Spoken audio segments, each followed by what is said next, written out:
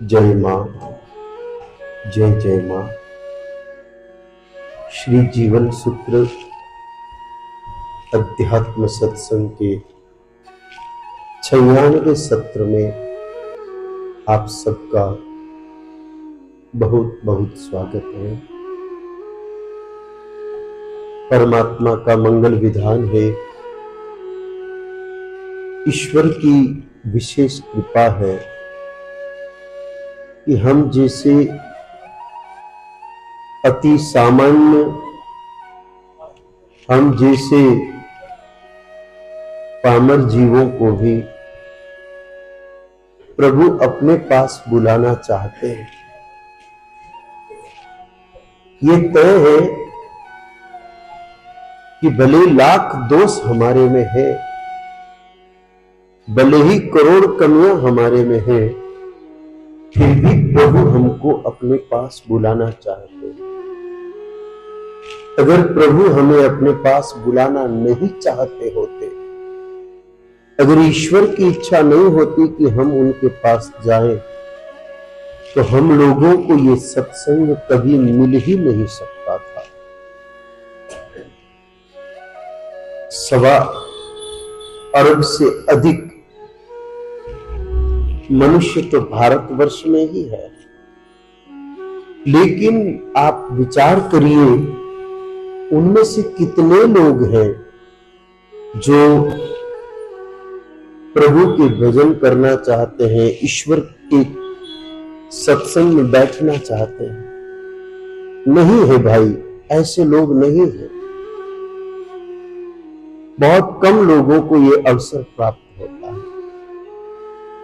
यह भूमि तीर्थराज कहलाती है। यहां बहुत भक्त रहते हैं और प्रतिदिन लाखों की संख्या में बाहर से भक्त आते हैं। फिर भी सत्संग में तो चंद लोग ही लाभ ले पाते हैं। उन्हीं लोगों में से हम लोगों का चुनाव भगवान ने किया। ये इस बात का संकेत है कि हमको प्रभु अपने पास बुलाना चाहता है। अब हम जाना चाहें न जाना चाहें, ये तो हमारी अपनी इच्छा। सत्संग में बैठने का अवसर दे करके भगवान ने यह तय कर लिया कि हाँ, मैं तुम्हें चाहता हूं। हाँ, तुम मेरे पास आओ तो मैं तुम्हें अपना बनाने के लिए तैयार हूं। हाँ, मैं आपको अपने पास बुला रहा हूं, ये प्रभु कह रहे हैं। सत्संग में हम बैठ गए, इसका मतलब ये बात पक्की हो गई कि भगवान इतना तो चाह रहे हैं। पर अब हम कितना चाह रहे हैं? हमारे मन में कितनी प्रबल भावना है कि हाँ प्रभु हमें मिले, ये हमें तय करनी पड़ेगी। तो हमारी भावना प्रबल बने, हमारे मन में ये भाव उठे, हमारे मन में ये तड़प बने कि हाँ हरि मुझे चाहिए, हाँ प्रभु मुझे चाहिए। तो ऐसी भावना बनाने का साधन है गीता जी। ये साधन है जो हमारी भावना का निर्माण करता है। सतत श्रीमद् भगवत गीता जी का चिंतन, मनन, निधिध्यासन, ये सब हम लोगों को इस स्थिति में लाके खड़ा करता है कि हमारे मन में वो तड़प पैदा हो जाए जो अपने प्यारे को पाना चाहती है। हमको प्रिय तो हमारा स्व है, हमारा स्व, जिसे आप ईश्वर कह लो, जिसे आप ब्रह्म कह लो, जिसे आप परमात्मा कह लो, जिसे आप राम कह लो, जिसे आप कृष्ण कह लो, ये आपकी अपनी अपनी इच्छाएं हैं। शिव कह लो, शिवा कह लो, हम स्वतंत्र हैं। हम कहने के लिए स्वतंत्र हैं, लेकिन वो तो बस एक ही है, वो दो नहीं है। वो एक ही है। जो कृष्ण है वही ब्रह्म है, जो राम है वही ईश्वर है। दो नहीं है, एक है। उन एक को पाने का एक साधन गीता जी है।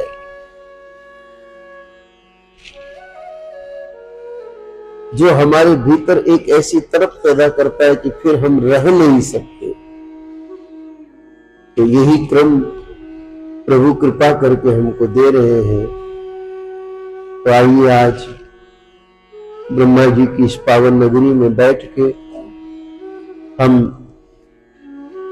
प्रथम अध्याय के 20वें श्लोक पर चर्चा करते हैं। श्लोक हमें कहां ले जा रहा है, थोड़ा वहां चलते हैं। पहले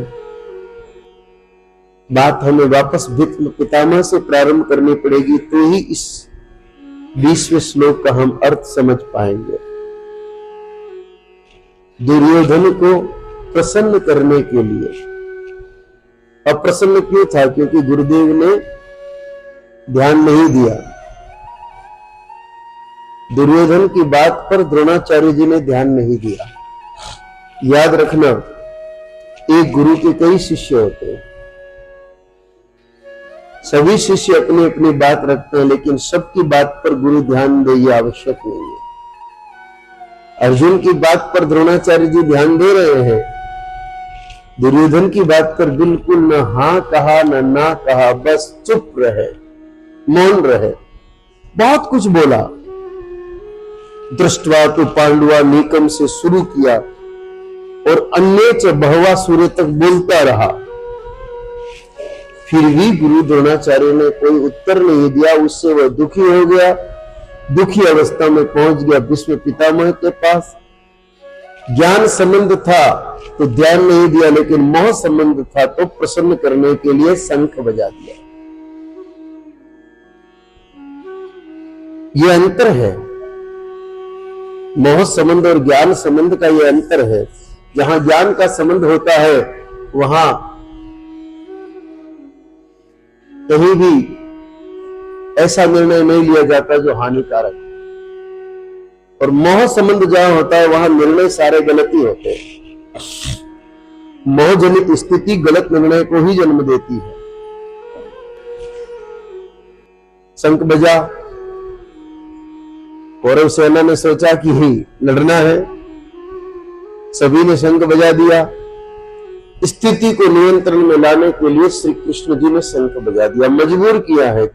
अभी कृष्ण जी शंख नहीं बजाना चाहते थे, लेकिन मजबूर हो गए। स्थिति को नियंत्रित करने के लिए मजबूर होकर के उन्होंने शंख बजा दिया। कृष्ण जी ने शंख बजाया तो पीछे वाले थोड़ी पीछे रहेंगे। अर्जुन, भीम, युधिष्ठिर, नकुल, सहदेव, काशीराज, शिखंडी, राजा द्रुपद, धृष्टद्युम्न, द्रौपदी के 5 बेटे, सुभद्रा पुत्र अभिमन्यु, इन सब ने शंख बजा दिया। इन सब ने शंख बजाया। इतनी भयंकर ध्वनि हुई, इतनी भयंकर ध्वनि हुई कि उससे पांडवों की उस तमुल ध्वनि से कौरवों के हृदय विदीर्ण हो गए। ऐसी स्थिति में वो तुरंत कौरव सेना सारी अपने अपने अस्त्र शस्त्रों को पकड़ के खड़ी हो गई। कहीं युद्ध की तैयारी थी नहीं, अभी तो विचार चल रहा था, लेकिन एक भीष्म पितामह के शंख बजाते ही के पूरी स्थिति बदल गई। और जब श्री कृष्ण जी ने और पांडवों ने शंख बजाए तो कौरव सेना ने अपने अपने हथियार मजबूती से पकड़ लिए, पोजीशन बना ली, स्थिति बना ली युद्ध की। तब अर्जुन ने कहा भगवान को, उस कहने की स्थिति के पहले जो भूमिका थी वह भूमिका इस 20वें श्लोक में है, जहां संजय धृतराष्ट्र को अगली बात कहते हैं। 20वें श्लोक में अथ व्यवस्थितान् दृष्टा धृतराष्ट्रान् कपिध्वजः प्रवृत्ते शस्त्र संपाते धनुर्धन्यः पांडवः। हे महीपते, भूमि के पति, उस समय महीपति कौन थे? धृतराष्ट्र। तो पांडवों को तो राज्य से बहिष्कृत कर दिया था, इसलिए भूमिपति कौन है? धृतराष्ट्र भूमिपति है, इसलिए धृतराष्ट्र को यहां पर नाम से संबोधित नहीं करके और महीपति कहा।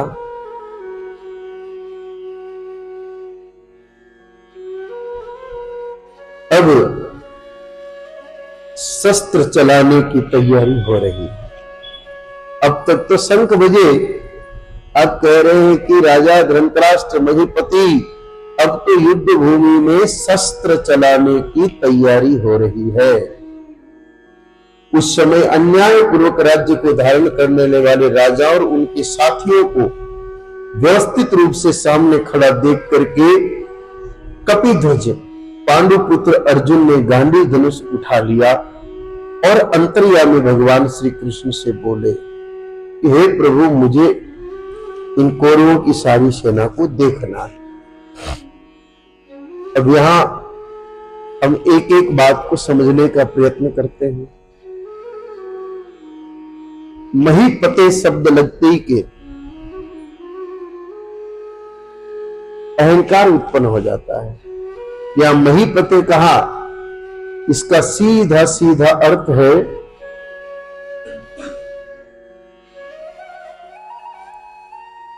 धरती का पति। पति भाव आते के अहंकार पैदा होगा, पुत्र भाव आते के समर्पण पैदा होगा। आप लोगों ने देखा होगा कुछ लोग नाम रखते हैं रमाकांत, लक्ष्मीकांत, श्रीकांत, सुने होंगे ना ये नाम आप लोगों ने। ये कैसे हो सकता है? हम लक्ष्मी के पति कैसे हो सकते हैं? हम श्रीकांत कैसे हो सकते हैं? हम लक्ष्मीकांत कैसे हो सकते हैं? हम रमाकांत कैसे हो सकते हैं? कांत का मतलब तो पति होता है। हम श्री सुत हो सकते हैं, लक्ष्मी सुत हो सकते हैं, रमा सुत हो सकते हैं। वो नारायण की पत्नी है, हम उनके पुत्र हैं।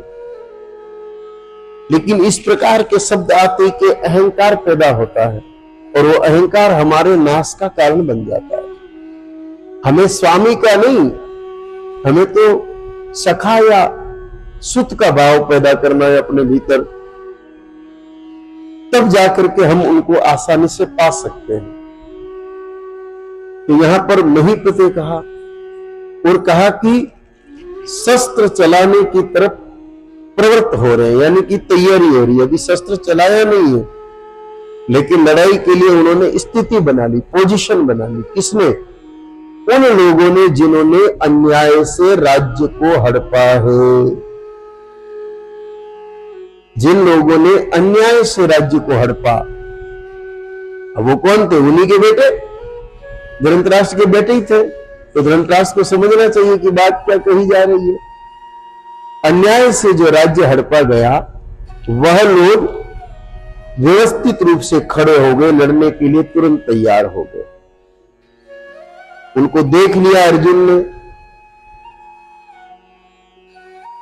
और देख करके यहां कपिध्वज शब्द का प्रयोग किया है कि धृतराष्ट्रान कपिध्वज, धृतराष्ट्र की अथवा यूं कह ले कि अन्यायपूर्वक जिन्होंने राज्य हड़पा, उन लोगों की उस सेना को देखने के लिए कपिध्वज अर्जुन आगे बढ़ा। यहां कपिध्वज क्यों कहा है? क्योंकि अर्जुन की ध्वजा पर हनुमान जी विराजमान रहते हैं। कपि यानी वानर। ये क्यों बैठते हैं, इसके पीछे भी कथा है। धैर्य वाली कथा है, समझ वाली कथा है, सत्संग वाली कथा है। एक बार अज्ञातवास काल, वनवास काल में एक बहुत सुगंधित कमल का पुष्प अनायास उड़ता उड़ता आया और द्रौपदी के आंचल में गिर गया। वह पुष्प बहुत सुंदर था, बहुत सुगंधित था। उस पुष्प के सौंदर्य और सुगंध को देख करके द्रौपदी के मन में कामना जगी। कभी कभी ऐसा नहीं लगता कि साधक को प्राप्त होने वाली वस्तुओं में सू की जगह दू लगे तो ज्यादा अच्छा है। सुगंध की जगह दुर्गंध होती, सौंदर्य की जगह सामान्यता होती तो शायद द्रौपदी के मन में कामना नहीं जगती।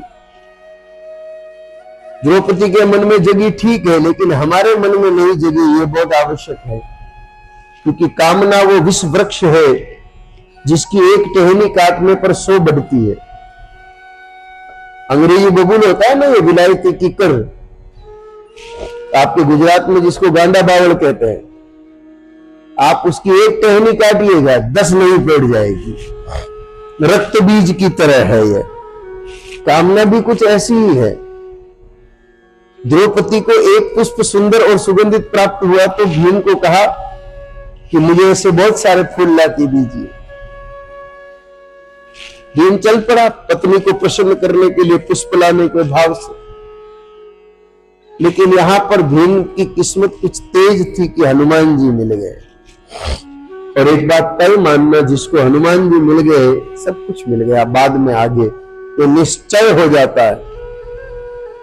हनुमान जी जिसको मिल गए, बल बुद्धि विद्या और यहां तक कि राम सब मिल जाता है हनुमान जी मिलने के बाद।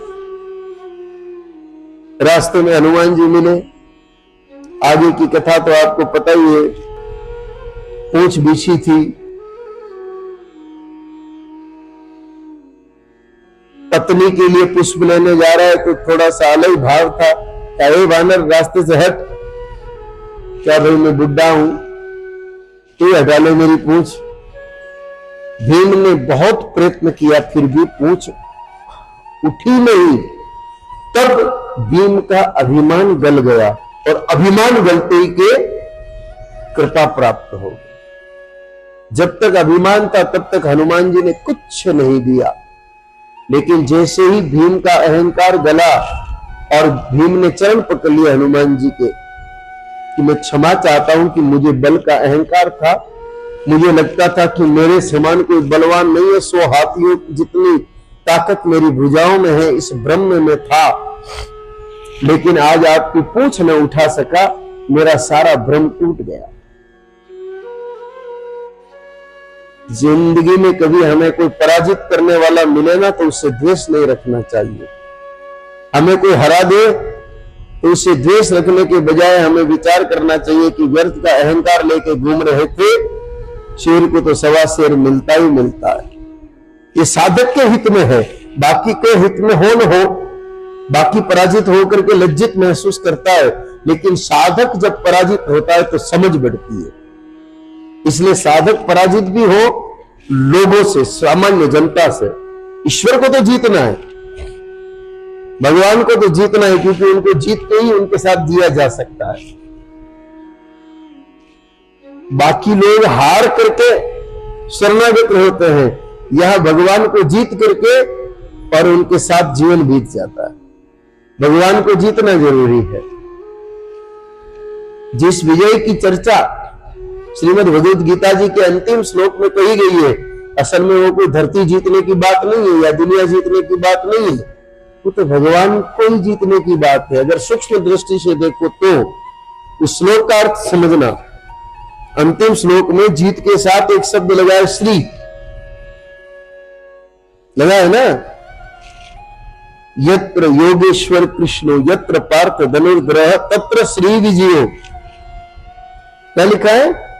श्री विजयो भूति ध्रुवा नीति मत।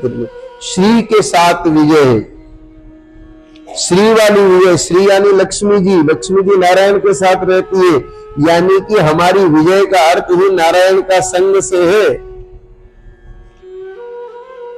अकेली विजय कहते तो युद्ध की विजय होती, भूमि की विजय होती, लेकिन श्री शब्द का उपयोग किया, यानी श्री कहां है?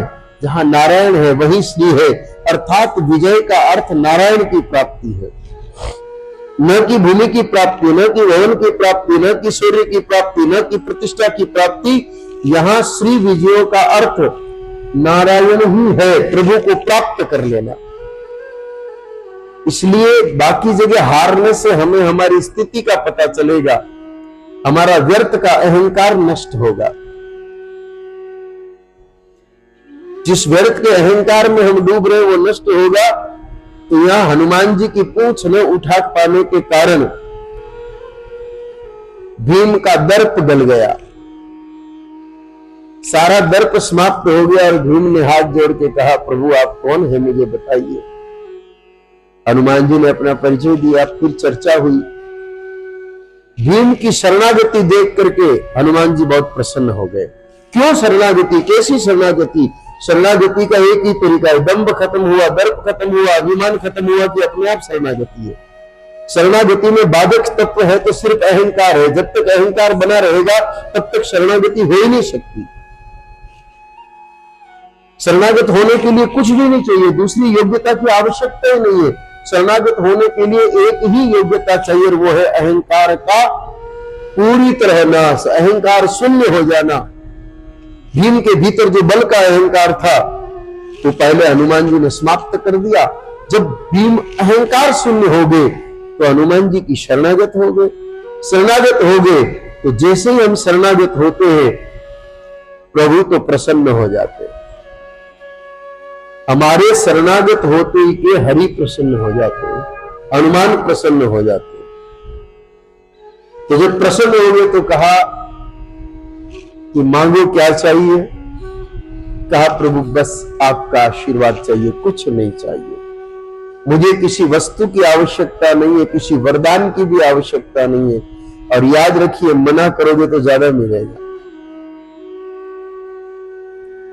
मांगोगे तो नहीं मिलेगा, लेकिन मना करोगे तो ज्यादा मिलेगा।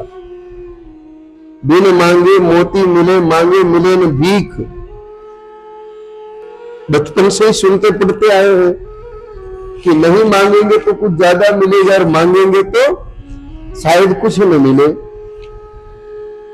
इसलिए हनुमान जी ने मना कर दिया, नहीं कुछ नहीं चाहिए, बस आशीर्वाद आपका है, आपकी इतनी कृपा हो गई ये बनी रहे। तब हनुमान जी ने स्वयं ने ही कहा कि भीम तू पृथ्वी पर आया इसलिए है कि सात्विकता की स्थापना करे और तामसिकता का नाश करे। इसलिए तू जब युद्ध भूमि में सिंहनाद करता हुआ रिपुदल में प्रवेश करेगा, दुश्मन की सेना में प्रवेश करेगा, तो उस समय तो तू सिंहनाद करेगा। उस सिंहनाद के साथ मैं भी वहां पर सिंहनाद करूंगा और तेरे सिंहनाद से जब मेरा सिंहनाद मिलेगा तो इतना भयंकर सिंहनाद होगा कि विरोधी सेना के कलेजे वैसे फट पड़ेंगे।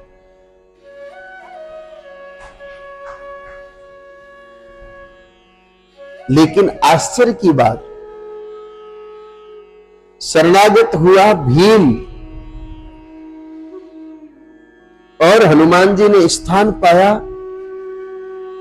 अर्जुन की ध्वजा पर।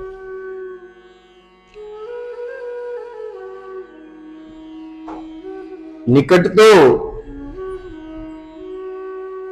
भीम के रहना चाहिए था, अर्जुन की ध्वजा पर क्यों?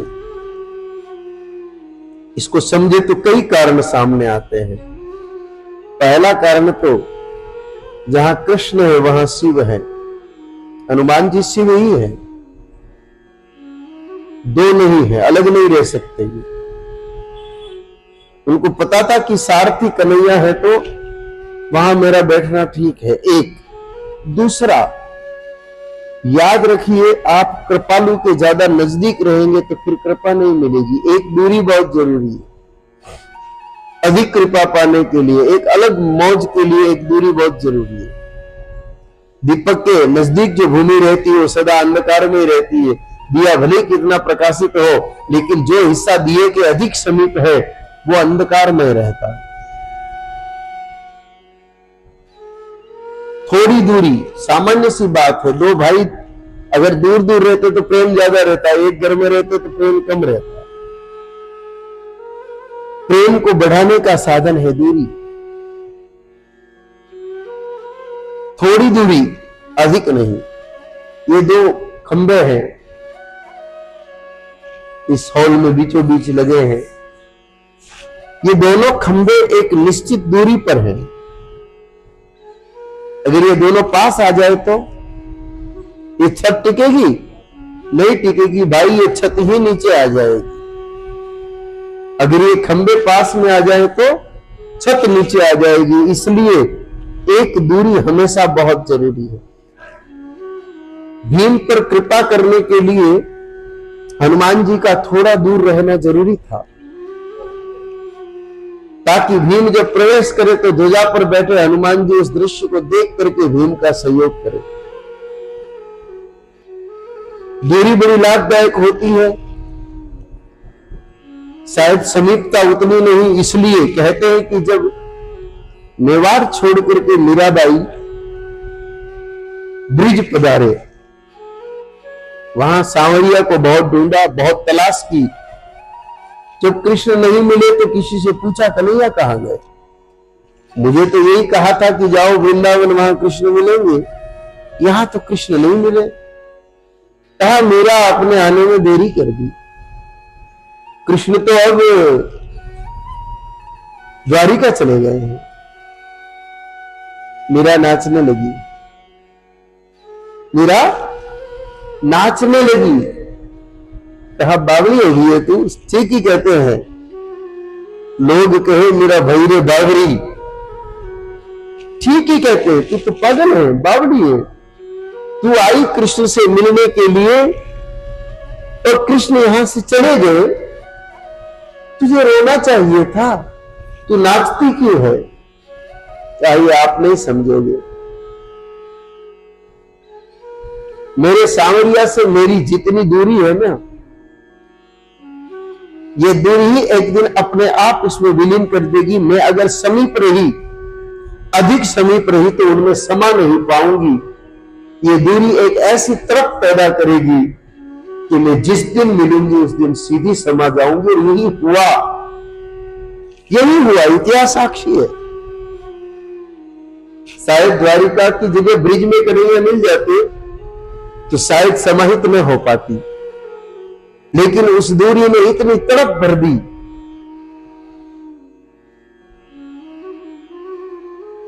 किसी तीर को सटीक निशाने पर प्रबलता के लसात लगाना हो ना, तो धनुष का जो चाप होता है, उस चाप से उस प्रत्यंचा को ज्यादा दूर खींचना पड़ता है। वो जितना चाप से प्रत्यंचा दूर जाएगी, उतना ही तीर आगे जाएगा, आगे बढ़ेगा। अगर प्रत्यंचा समीप रही तो तीर आगे नहीं जा सकता।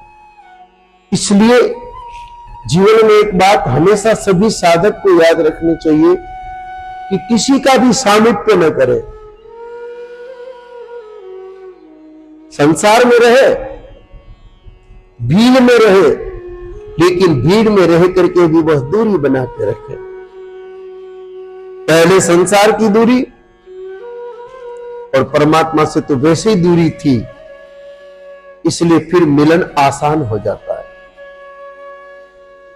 हनुमान जी महाराज जिसकी ध्वजा पर बैठ जाए, जिस व्यक्ति की ध्वजा पर हनुमान जी बैठ जाए, उसकी विजय निश्चित है।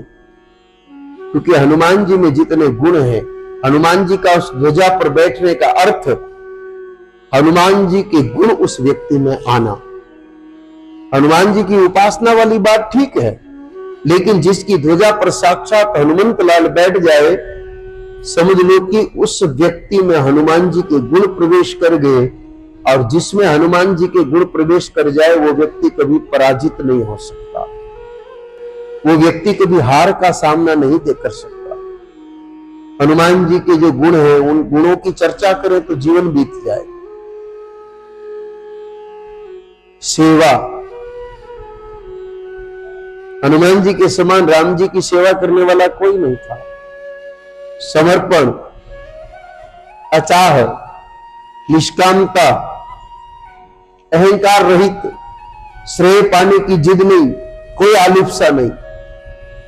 कितनी मेहनत करके हनुमान जी ने सागर को लांगा, अशोक वाटिका में गए, वहां कितना झगड़ा हुआ, खुद बंद गए, लंका जलानी पड़ी, और अंत में सीता जी की चूड़ामणि लेकर के आए। लेकिन जब राम जी से मिलने की बारी आई तो सबसे पीछे खड़े हो गए, सब वानरों को आगे किया, और सबने क्या कहा, हम सीता जी को ढूंढ के आ गए, हम सीता जी को ढूंढ के आ गए। और हनुमान जी को जब कहा कि हनुमंत सीता को तूने ढूंढ लिया, कहा प्रभु मेरे में कहा क्षमता, ये सब आपकी प्रभुताई है, मैं कुछ नहीं कर सकता, ये जो कुछ हुआ है आपकी कृपा से हुआ है। यह जो भाव था, यही भाव हनुमान जी को महान बना गया। यह भाव हम में पैदा हो जाए तो जीत निश्चित है। आज हम किसी भी कार्य को करते हैं, विफलता क्यों मिलती है? कि हमें कर्ता बनने का अहंकार पैदा हो जाता है कि मैंने कर लिया। हम 4 लोग मिलकर के अगर किसी गोवंश को किसी पापी से छुड़ा ले तो हमारे भीतर एक अहम भाव पैदा हो जाता है कि मैंने कर लिया। जबकि सत्य तो यह है कि हम अपनी श्वास भी ले और छोड़ नहीं सकते, सब उसकी प्रभुताई से होता है। और जब हम ये तय मान लेते हैं कि उसकी प्रभुताई है, सब कुछ जो हो रहा है उसकी प्रभुताई से हो रहा है, तब बड़े से बड़े कार्य को भी हम सहजता से अपने हाथ में लेकर के उस सेवा कार्य को पूर्ण कर सकते हैं।